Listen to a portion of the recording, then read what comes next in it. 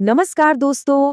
आज हम गणित की एक बहुत ही अहम चीज को समझने वाले हैं, जो सच पूछिए तो हमारी जिंदगी में हर जगह है। मतलब एग्जाम के नंबर से लेकर शॉपिंग की छूट तक। जी हाँ, आज बात होगी प्रतिशत की। अच्छा, कभी सोचा है कि परीक्षा में मिले नंबर हों या फिर किसी दुकान पर मिलने वाला डिस्काउंट, ये सब एक दूसरे से कैसे जुड़े हैं? हाँ, इन सब का कनेक्शन है प्रतिशत।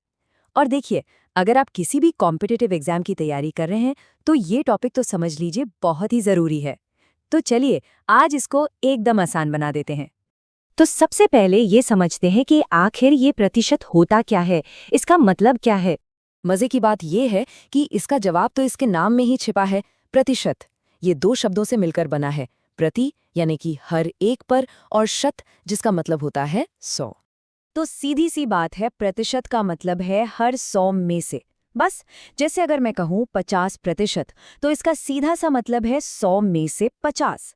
ये किसी भी चीज की तुलना करने का एक बहुत ही आसान तरीका है, क्योंकि हम हर चीज को 100 पर लाकर देख लेते हैं।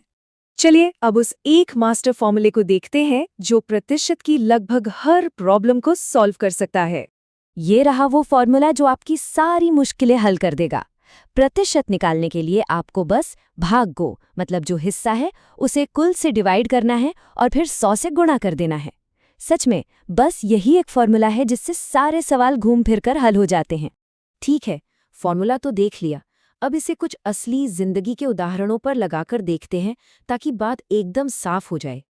ये वाला सवाल तो हम सबकी लाइफ से जुड़ा हुआ है ना? मान लीजिए एक स्टूडेंट को 500 में से 400 नंबर मिले, तो उसका प्रतिशत कितना हुआ? चलिए फटाफट कैलकुलेट करते हैं। तो देखिए, सिर्फ 3 आसान से स्टेप्स हैं। सबसे पहले भाग और कुल पहचानिए। यहाँ भाग है 400 और कुल है 500। अब फॉर्मूला लगाइए। 400 को 500 से डिवाइड किया और 100 से गुणा कर दिया, और हमारा जवाब आ गया 80%। मतलब उस स्टूडेंट को 80% मार्क्स मिले। देखा कितना सिंपल था। मार्क्स की बात हो गई, अब जरा पैसों की बात करते हैं। मान लीजिए आप शॉपिंग करने गए और किसी चीज पर 10% का डिस्काउंट है, तो उसे कैसे कैलकुलेट करेंगे? चलिए देखते हैं। यहाँ हमें 1000 का 10% निकालना है, तो क्या करेंगे? 10 को 100 से भाग देंगे और फिर उससे 1000 से गुणा कर देंगे, और ये कैलकुलेशन करने पर जवाब क्या आया? 100 रुपये। तो आप देख रहे हैं, कॉन्सेप्ट बिल्कुल वही है, बस उसे अलग अलग सिचुएशन में इस्तेमाल करने का तरीका हमें सीखना है। अच्छा, कॉम्पिटिटिव एग्जाम्स में सबसे ज़रूरी चीज़ क्या होती है? स्पीड, यानी कि समय। और अब जो मैं बताने जा रहा हूँ, वो एक ऐसा शॉर्टकट है जो आपका बहुत सारा समय बचा सकता है। जरा इस टेबल को ध्यान से देखिए। प्रतिशत, भिन्न और दशमलव, ये तीनों असल में एक ही बात को कहने के तीन अलग अलग तरीके हैं। अगर आप इन कॉमन वैल्यूज को याद कर लेते हैं ना, तो परीक्षा में कैलकुलेशन बहुत तेज हो जाएगी। जैसे सवाल में 25% दिखे तो दिमाग में तुरंत 1/4 आना चाहिए। इससे बहुत समय बचता है। चलिए, अब तक हमने जो कुछ भी सीखा है, उसे परखने का समय आ गया है। अब आपकी बारी है।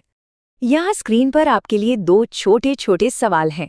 इन्हें सॉल्व करने की कोशिश कीजिए और अपने जवाब नीचे कमेंट्स में जरूर लिखिए। देखते हैं कि कौन सबसे पहले और सबसे सही जवाब देता है। तो देखा आपने, प्रतिशत जैसे बेसिक कॉन्सेप्ट्स को समझना ही गणित को आसान बनाने की तरफ पहला कदम है। अगली बार आप कौन सा टॉपिक समझना चाहेंगे, हमें कमेंट्स में जरूर बताइएगा। इस सेशन में जुड़ने के लिए आपका बहुत बहुत शुक्रिया।